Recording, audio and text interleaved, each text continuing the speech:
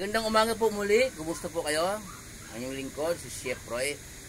May babasahin po ako sa inyo po. Pakinggan po nyo, napakaganda po nito sa episode 2, 8 hanggang 9 po.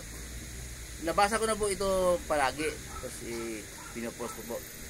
Kung po Bible study, marami paliwanag po dito. Marami po kasing hindi na sasiyahan sa paliwanag kasi mahaba po ang paliwanag po dito.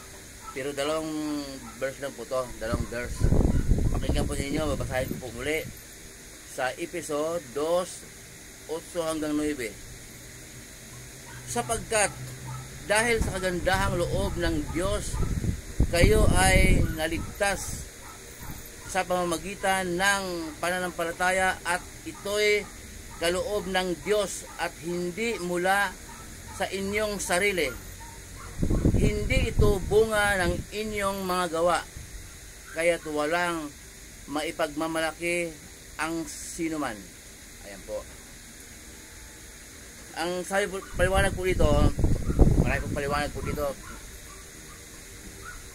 Niligtas daw po tayo ng Diyos sa pamamagitan ng ating pananampalataya, at ito'y kaloob ng Diyos, hindi mula sa ating sarili. Opo, yan. So, hindi mula sa ating sarili po. Kung may Bible po sa bahay, babasahin po ninyo. Marami po silang nagsasabi sa akin na, Chef Roy, kahit na hindi ako nagbasa ng Bible, kahit hindi ako nagbabasa ng Bible, kahit hindi ako nag-Bible study, kahit hindi ako sumasamba, alam naman ng Diyos na hindi ko siya nakalimutan, at may relasyon kami ng Diyos. Hindi siguro kasi nga mabait ka, marami kang kaibigan, pero kung hindi ka nakikipagrelasyon sa Diyos, kung hindi ka sumusunod sa turo ng ating Panginoon Jesus, hindi ka magkaroon ng relasyon sa Diyos kahit gaano ka kabait, kahit gaano ka karaming kaibigan. Hindi po pabaitan, hindi ko po ibig sabihin, hindi ko po sinasabi na walang kwenta yung taong mabait. Pagka mabait po tayo, kulang po. Pero pagka yung kabaitan ng ating ipairal, ingat po tayo. Baka sa sobrang bait natin, approve tayong approve kahit mali. Okay. Kasi ayaw mo nang may kagalit Natakot ka na magkaroon ka ng kagalit. Pag-uusapan ka na masama ugali mo. Gusto mo marami kang kaibigan. Gusto mo pag-uusapan kanila na napakabait mo. Kaya approve ka ng approve kahit mali sila. Hindi na sa Diyos yun. Okay. Kaya sabi po dito, hindi ito bunga ng inyong mga gawa, kaya't walang maipagmamalaki ang sinuman. Ang ibig sabihin po nito,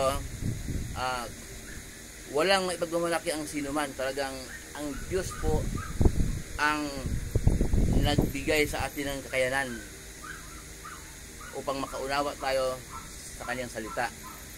Dahil yun po ang kaligtasan natin, ang sundin ang turo ng ating Panginoon Jesus. Kasi yung iba namimiliso po lang kasi yun nga marami silang kaibigan, hindi na kailangan sumamba, hindi na kailangan magbasa ng Bible, hindi na kailangan halugugin yung salita ng Diyos. Kasi po, para walang maipagmamalaki ang sino man, kasi po, ang Diyos po ang nagkaloob sa atin ng runong sa kaunawaan ng kanyang salita. Kasi po, kung tao ang yung gawa po natin, kasi ang sabi nito, hindi bunga ng ating mga gawa. Kasi po, halimbawa, tatlong magkaibigan, parehong namatay, napunta sa langit. Parehong mabisyo sila ng kabataan nila. Sasabihin ng isa, pare, buti napunta ka sa langit. Pareho tayong makalukuhan ng kabataan natin. Sagot naman isa kasi ang dami kong ari-arian bininta ko yung iba, pinamigay ko sa mga mahirap, ayun, napunta ako sa langit. Yung isa naman ako naman, kaya ako napunta sa langit, talagang napakaraming kaibigan, kinakaibigan ko lahat. Wala akong tinaasan ng boses, lahat binabati ko, lahat binibigyan ko ng entertain na maganda. Kaya marami akong kaibigan, wala akong kaaway, malinis na aking puso. Kaya napunta ko na. Okay. Nauwi sa payabangan po. Pag ganun. Kaya sabi dito, hindi ito bunga ng inyong mga gawa, kaya't walang maipagmamalaki ang sinuman. Kasi po, ang pagsunod sa kalooban ng Diyos, kung tayo po susunod sa mga turo ng ating Panginoong Hesus, hindi po tayo magugustuhan ng mga tao sa daigdig. Kaya po kailangan po ang pagsunod sa kalooban ng ating Panginoong Hesus, masasanay din yung tao. Masasanay din sa simula, parang masungit ka, suplado ka, kasi po ang Diyos ng daigdig si Satanas. Mabasa po natin sa unang Korinto 4:4.